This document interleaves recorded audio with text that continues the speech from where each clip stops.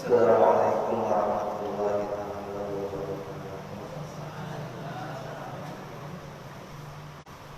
Bismillah, alhamdulillah, wassalatu wassalamu ala sayyidina wa nabiyyina wa maulana Muhammad Rasulillah wa ala alihi wa sahbihi wa man tabi'a sunnatahu wa jama'ata min yawmil hadza ila yaumil qiyamah. Allahumma shalli wa sallim ala sayyidina Muhammadin amin. Allahumma alhimna ilman warzuqna fahman.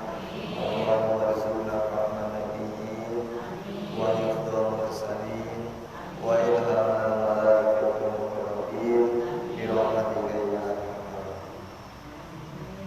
Wa ba'du, pertama-tama dan yang paling utama, puji dan syukur marilah kita panjatkan kepada Allah Subhanahu wa taala yang Maha Ghafur, Allah yang Maha Pengasih dan tiada belas kasih, Allah yang Maha Penyayang, yang sayangnya tidak terbilang. Alhamdulillah telah melimpahkan kepada kita yaitu nikmat, sehingga alhamdulillah pada sore hari yang berbahagia ini kita semuanya bisa berkumpul bersama di Majlis Al-Mansur. Mudah-mudahan kita semuanya termasuk orang-orang yang senantiasa selalu pandai bersyukur atas nikmat Allah Subhanahu wa taala.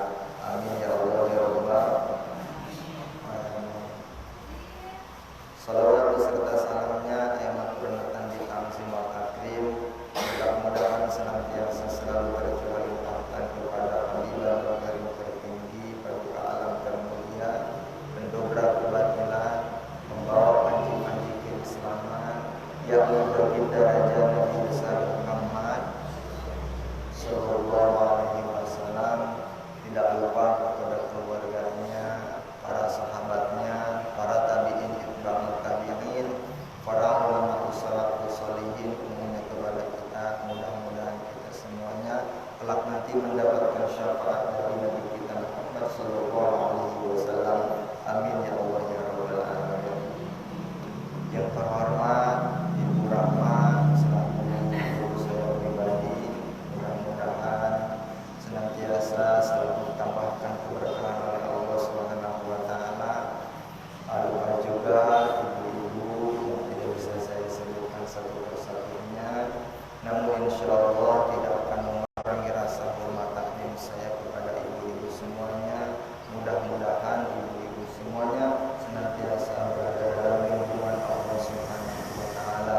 Amin ya Allah ya Rabbal alamin. Alhamdulillahirabbil alamin.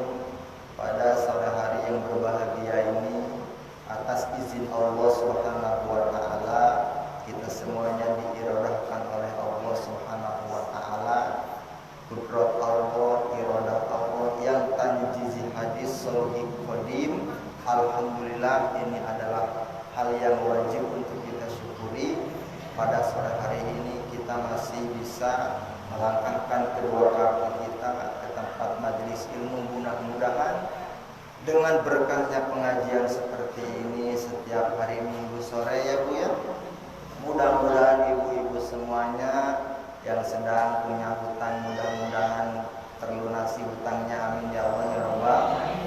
Ibu-ibu yang sedang bisnisnya, yang sedang dagangnya, yang sedang setorannya, mudah-mudahan semuanya dilancarkan oleh Allah Subhanahu wa taala, dan mudah-mudahan kampung Karangpapak ini diberkahkan oleh Allah Subhanahu wa taala. Amin ya Allah ya Rabbal alamin. Ibu-ibu jemaah sekalian, perlu kita ketahui bahwasanya Imam Yahya telah berkata, Imam Yahya mendengar dari sahabat Ali, Sayyidina Ali radhiyallahu anhu wa karramallahu wajhah. Kalau Sayyidina Ali itu Bu gelarnya radhiyallahu anhu dan karramallahu wajhah. Karena apa? Gelar kan kalau misalkan Abu Bakar radhiyallahu, Umar, Utsman radhiyallahu, tapi kalau Sayyidina Ali radhiyallahu anhu wa karramallahu wajhah. Kenapa? Karena yang pertama, Sayyidina Ali itu belum pernah mengalami kafir. Belum pernah mengalami kafir. Yang kedua, Sayyidina Ali itu punya gelar karamallahu wajah itu tidak pernah melihat kemaluannya sendiri. Sayyidina Ali itu, maka gelarnya karamallahu wajah. Beda dengan yang lain. Kata Sayyidina Ali, beliau berkata, laula khamsu khisalin la saran nasu kulluhum shalihin. Laula khamsu khisalin, jika seandainya tidak ada 5 perkara ini pada manusia. Apa perkara ini? Sifatun mazmumatun, yakni sifat-sifat yang tercela.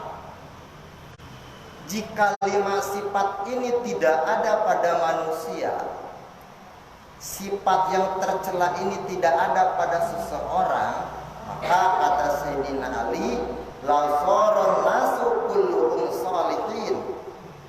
Kata Sayyidina Ali, maka sungguh manusia itu semuanya akan mencapai maqam soleh.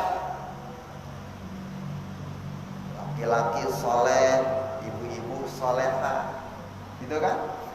Jika seandainya seseorang terhindar dari sifat-sifat yang tercela ini, kata Sayyidina Ali ada 5. Mana sifat-sifat yang tercela itu? Yang pertama adalah awaluha al-qanaatu bil jahli. Yang pertama itu merasa cukup dengan kebodohannya. Ridho bahwa dia itu bodoh, tidak mempunyai pengetahuan sedikit pun. Bi adamil ilmi biddin. Yang dimaksud pengetahuan di sini adalah pengetahuan agama. Nah, orang yang ridho dengan pengetahuan yang sangat minim itu tidak termasuk orang yang soleh, kata Sayyidina Ali. Jadi dia tidak tahu pengetahuan apa-apa itu, tidak berupaya datang ke majelis pengajian, tidak bertanya ke para alim ulama, gitu kan? Tidak mau bertanya. Padahal di dalam sholat itu tentunya banyak hal-hal yang perlu kita ketahui.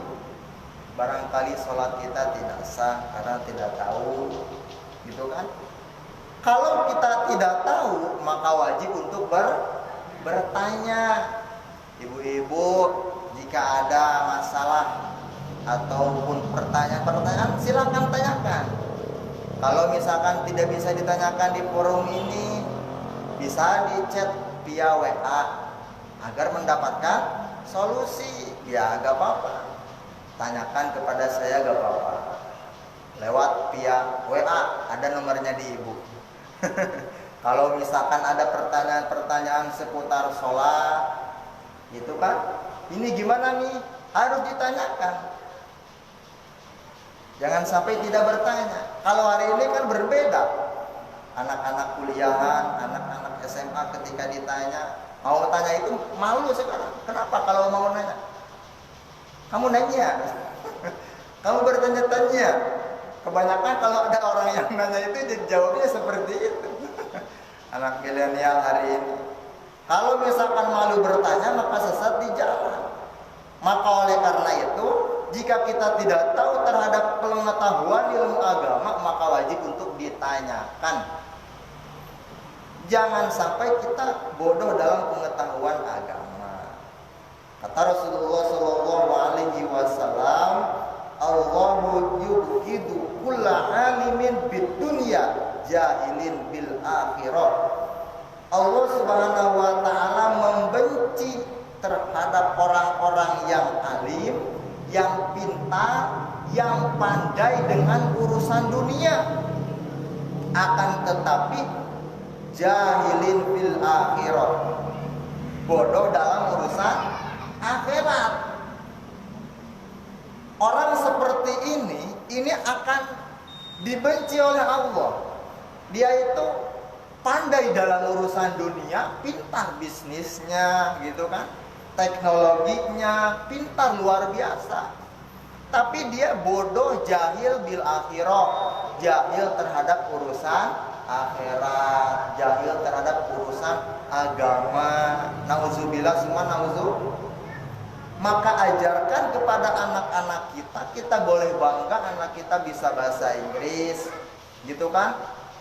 Luar biasa pinternya, tapi kita harus nangis jika anak kita tidak bisa membaca Al-Quran. Nauzubillah summa nauzubillah. Karena nanti di akhirat itu yang ditanyakan bukan ilmu-ilmu seputar dunia, tetapi ilmu-ilmu yang berkaitan dengan akhirat, yaitu ilmu agama, gitu kan, ilmu syariat.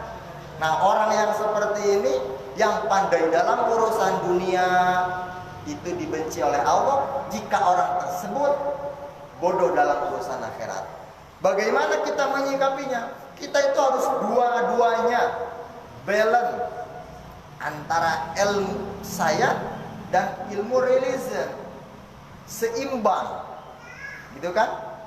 Ilmu akademik is okay, kita gali, ilmu agama kita gali, kuliah lanjut, gitu kan? Kemudian ngaji juga lanjut, kuliah model apapun, jangan sampai tinggalkan ngaji. Tuh. Agar apa? Agar hidup kita bahagia di dunia dan di akhirat. Amin ya Allah ya Rabbal alamin. Itu adalah perkataan Rasulullah Shallallahu Alaihi Wasallam. Bahkan Rasulullah Shallallahu Alaihi Wasallam berkata, zambul alim zambul wahid wa zambul jahil zambani. Jadi ketika orang alim berbuat dosa, itu dosanya satu. Tapi kalau orang jahil berbuat dosa, itu dosanya dua. Kenapa? Karena orang alim itu dia tahu cara tobatnya. Tapi kalau orang jahil, dia bermaksiat, dia tidak tahu bagaimana tobatnya, terus-terusan jahil, terus-terusan berdosa. Tapi kita tahu dengan cara banyak istighfar, dengan cara memperbanyak doa sayyidul istighfar. Sudah hafal doa sayyidul istighfarnya? Allahumma anta rabbi la ilaha illa anta khalaqtani wa ana abduka wa ana ala ahdika wa wa'dika mastata'tu a'udzubika min syarri ma sana'tu abu'u laka bi ni'matika alayya abu'u bi dzambi faghfirli fa innahu la yaghfiru dzunuba illa anta astaghfirullah. Sebelum fajar terus lazim, setelah selesai sholat 300. Karena hari demi hari kita itu tidak akan terlepas dari yang namanya dosa. Maka dosa-dosa kecil itu digugurkan oleh membaca istighfar. Maka lazimkan membaca istighfar. Dapat dipahami, Bu? Nah, itu yang pertama. Jadi jika seandainya tidak ada sifat ini pada seseorang, maka orang tersebut masuk ke dalam soleh. Hampir. Masih ada yang kedua. Apa itu yang kedua? Yang kedua itu adalah wal hirsu ala dunya. Ini sifat-sifat yang tercela, yang harus kita jauhi. Wal hirsu ala dunya, tamak terhadap urusan dunia, serakah dalam urusan dunia. Tuh, tamak dalam urusan dunia. Nah, sifat-sifat seperti ini itu bukan termasuk orang-orang yang soleh. Maka harus kita hindari. Wal hirsu ala dunya, kada demes hirsu tebu kasang serem karena urusan dunia. Sebagaimana Rasulullah Shallallahu Alaihi Wasallam berkata, kita itu harus sederhana dalam urusan dunia. Az-zuhdu fid dunya yurihul qalba wal badan. Sikap sederhana, juhud terhadap urusan dunia, asketisme terhadap urusan dunia, maka yuribul qalba wal badan, kita akan senang hati. Sikap sederhana terhadap urusan dunia itu akan menyenangkan hati, badan jadi rileks, jadi enjoy. Jika kita senang terhadap urusan, jika kita sikap sederhana terhadap urusan dunia, artinya kita tidak terlalu mati-matian ingin kaya raya, tidak mati-matian ingin mengejar dunia sehingga kehidupan akhirat ditinggalkan. Nah, itu yang salah.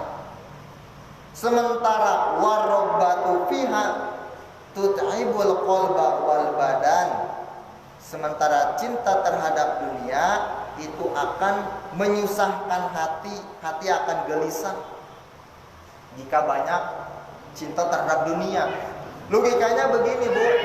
Umpamanya ibu gaduh motor, gaduh mobil 10. Misalkan amin ya Allah ya Rabbana alamin, gaduh mobil 10 disimpan di luar.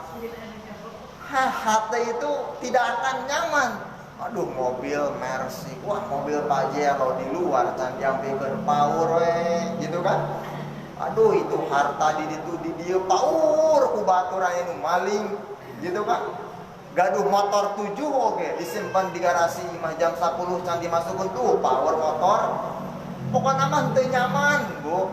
Leungit motor hiji gering ripuh. Tuh, kan? Itu contoh logika sederhana.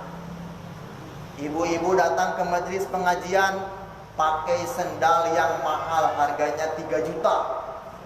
Nah, ternyata yang ibu-ibu pengajian itu banyak.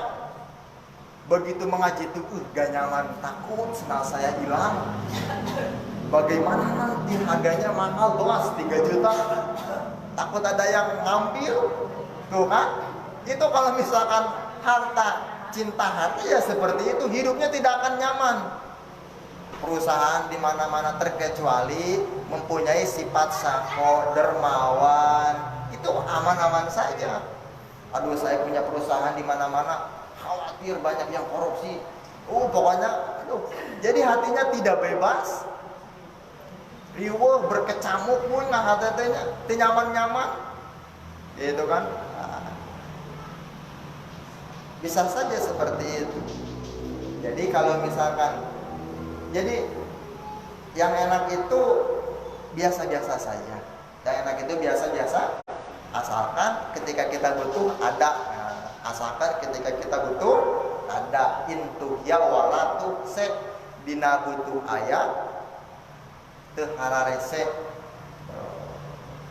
Itu yang enak, yang seperti itu. Artinya kita harus sikap sederhana saja terhadap urusan dunia. Banyak orang kan, saya pernah suatu ketika waktu mau berangkat kuliah, ada mobil sedan tertabrak oleh ibu-ibu. Ibu-ibu nabrak mobil sedan, nggak sengaja, mungkin nggak tahu kenapa. Sedikit, cuma lecet sedikit mobilnya, tukang supir mobil itu marah luar biasa. Gitu kan? Marah luar biasa, ibu-ibu dimarahin sampai nangis. Kenapa ini bisa nabrak begini? Gak tahu saya juga, ini remnya belum, mungkin ketinggalan di rumah remnya. Dimarahin, padahal lecet sedikit. Lalu di situ saya rai. Ini berapa Pak? 500.000 ini. Aduh, saya gak punya uang. Oh, kali 500.000 mahal. Gak selesai sudah Pak. Ini ibu-ibu gitu kan. Sudah tua, mungkin ini kesalahan kita bersama juga. Sudah. Dimarahin. Kenapa? Karena dia cinta kepada mobil. Sangat cintanya, ibu-ibu dimarahin luar biasa. Aduh, oleh supir itu kan. Masalahnya ini bukan mobil saya. Ini mobil orang. Mobil showroom misalnya. Dimarahin luar biasa. Gitu kan. Padahal hal-hal kecil. Kalau misalkan kita sikap sederhana terhadap urusan dunia, udahlah, yang udah aja gak apa-apa gitu kan. Ini alat dunia inilah, gak apa-apa disederhanakan saja, jadi aman kan. santai hidup itu kan, rileks. Yang penting ibu selamat, alhamdulillah. Udah begitu, gitu kan. Nah, jadi tumbuhkan sikap asketisme, sikap zuhud di dalam diri kita agar kita mendapatkan kebahagiaan.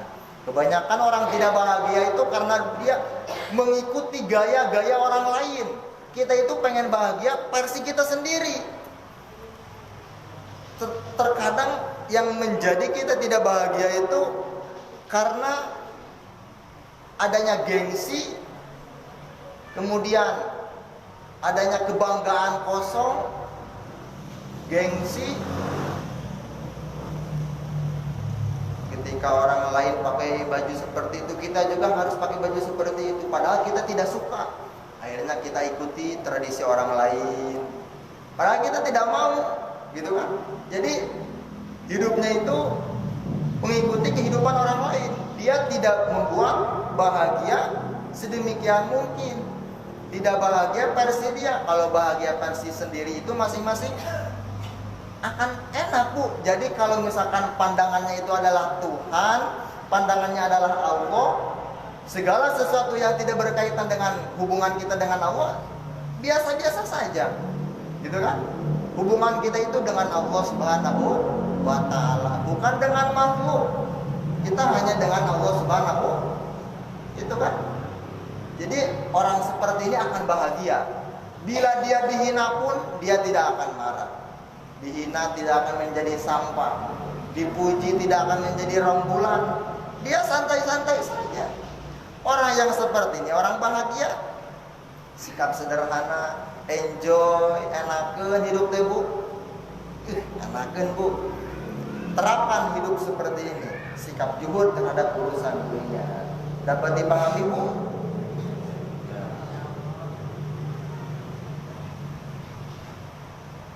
Nah, kata Rasulullah sallallahu alaihi wasallam, "Ni'matid dar ad-dunya liman tazawwada minha li akhiratihi." Liman tazawwada minha li akhiratihi hatta yarda rabbah. Sebaik-baiknya dunia itu adalah untuk orang-orang yang selalu berbekal diri untuk kehidupan akhirat sehingga dia ridho kepada Allah. Jadi dunia ini kita anggap sebagai tempat untuk menanam. Dunia ini dipakai tempat untuk berbekal diri kehidupan yang abadi di akhirat. Kita berbekal hari ini karena nanti perjuangan kita itu sangat luar biasa ditentukan setelah kita masuk ke alam barzakh. Lalu kemudian nanti kiamat, di situ alam barzakh dibangkitkan. Perjalanan kita jauh luar biasa. Untuk sampai kepada surga itu perjalanan luar biasa, jauh, panjang. Nah, kehidupan kita nanti di akhirat itu ditentukan bagaimana hidup kita di dunia. Jika kita di dunia menanam, seperti apa menanam? Ya seperti ini. Kajian, ikut kajian, baca Al-Quran, gitu kan? Zikir-zikir, sedekah. Nah, itu adalah bibit-bibit kita menanam di dunia. Siapa orang yang menanam, maka dia akan memanen. Jika kita tidak menanam di dunia, apa yang akan kita hasilkan nanti di akhirat? Tidak ada. Betul tidak? Maka oleh karena itu, dunia yang paling baik itu adalah dunia yang dipakai untuk kesempatan berbekal untuk kehidupan abadi, yaitu di akhirat. Dapat dipahami, Bu? Nah, kemudian wabi satidaru ad-daru dunya liman saddathu an akhiratihi. Seburuk-buruknya dunia itu adalah untuk orang-orang yang selalu bertentangan dengan urusan akhirat. Artinya dia mengejar urusan akhirat, melupakan urusan dunia, mengabaikan Allah Subhanahu. Itu berarti dunianya tidak berkah. Walaupun secara psikologis kehidupannya mewah luar biasa, tapi di dalam spiritualnya sangat kosong. Sesungguhnya orang tersebut adalah sangat rugi. Maka alhamdulillah kita patut bersyukur kepada Allah kita diberikan kesempatan oleh Allah bisa ngaji, bisa ibadah, alhamdulillah, masya Allah, luar biasa, wajib untuk disyukuri. Nah, itu baru dua. Yang ketiga, wasyuhu bil fadli, bakhil terhadap harta, padahal dia punya harta yang lebih, tapi bakhil ay al-bakhlu bima zada an hajatihi bizalikal waqt. Jadi orang kaya tapi dia bakhil. Bakhil itu apa, Bu? Kumet. Nah, itu korek, market, jahe. Dia itu orang yang mewah, kaya, tapi dia rakus, tidak mau berbagi terhadap orang yang lemah. Maka orang tersebut bukan termasuk orang soleh. Orang seperti itu, kata Rasulullah, bagaikan orang yang miskin. Miskin, Bu, orang seperti itu sebenarnya. Nanti di akhirat dia akan dihisab hartanya. Nauzubillah summa nauzubillah. Akan dihisab. Harta yang halal pun akan dihisab oleh Allah. Harta yang halal, Bu. Dari mana kita mendapatkan harta? Lalu harta kita ditasarufkan kemana? Itu akan dihisab, dipertanyakan. Bagaimana harta yang haram? Nauzubillah summa nauzubillah. Akan dihisab. Makanya jika orang yang hidup di dunia tidak punya harta, hartanya tidak banyak, biasa-biasa saja, tapi ibadahnya luar biasa, orang seperti itu akan bahagia insya Allah. Amin ya Allah ya Rabbal. Jadi dia tidak ada yang dihisab. Ya Rabb, saya itu tidak punya harta.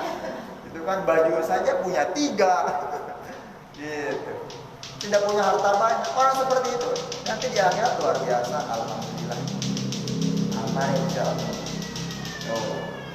Nah, jadi wajib ibu-ibu kena bager, tongkor, korek, kena bager sesama juga. Baru berapa, Bu? Yang ketiga, yang keempat, waria fil amal. Ria dalam beramal, ayat tarkul ikhlasi fil amali, meninggalkan keikhlasan dalam beramal. Jadi orang yang tidak termasuk ke dalam kategori orang soleh itu adalah orang-orang yang ria dalam amalnya. Orang yang ria dalam amal itu amalnya tidak ada, nilainya 0. Walaupun kita sedekah miliaran tapi ingin dipandang oleh manusia, itu nilainya 0. Sangat menyayangkan. Jadi dia itu dalam beramal bimula hizatillahi fihi, ingin dipandang oleh selain Allah. Nah, orang seperti ini, kata Rasulullah sallallahu alaihi wasallam, asyadun nasi azaban yaumal qiyamati mayyuri an-nasa inna fihi khairan wala khairan. Orang seperti ini nanti akan mendapatkan azab yang sangat pedih di yaumul qiyamah, yaitu orang-orang yang riya, yang ketika beramal memperlihatkan amalnya kepada manusia. Dia perlihatkan kepada manusia kebaikannya itu, padahal wala khairan fi, tidak ada kebaikan sama sekali di dalamnya. Nanti kata Allah, "Iu beramal bukan karena saya, iu beramal karena dia." Maka mintalah syafaat kepada dia, minta pertolongan kepada dia. Nah, itu orang-orang yang ria, yang ingin dipandang kebaikannya. Tapi kalau misalkan kita beramal, menzohirkan beramal, niatnya itu bukan ria, tapi agar teman-teman semuanya tersugesti dengan amal-amal yang baik ini agar bisa mengikuti, gitu kan? Umpamanya kita sodako, zohirkan saja 500.000 agar orang-orang lain mengikuti, ikut sodako juga. Apalagi kalau sodako di depan orang-orang yang mewah, kita harus sodako, gitu kan? Itu bukan ria, ada tujuan. Jadi kalau urusan ria itu urusan hati kita dengan Allah Subhanahu wa taala. Bu ya, urusan ria urusan hati dengan Allah Subhanahu wa wa ta'ala. Tidak ada yang tahu terkecuali saya dengan Allah. Nah, maka yang membedakan kualitas ibadah itu adalah hati. Gitu kan? Yang membedakan semua ibadah, jika hatinya kotor, tidak bernilai ibadah. Jika ibadahnya karena sesuatu, karena arah-arah, tidak bernilai ibadah. Allahnya hilang. Beda dengan orang-orang yang hatinya bersih, bening, lillahi ta'ala, dalam beramal apapun lillahi ta'ala. Maka yang membedakan amal itu adalah hati. Gitu kan? Ria, lima sodakoh ria, sodakoh 1000 di posting di Facebook. Di posting nauzubillah summa nauzubillah. Itu harus perbanyak sodakoh. Nah, kan tetapi sodakohnya jangan sampai ria. Walaupun kita hidup di dunia ini rezekinya sedikit, misalkan no problem sodakoh.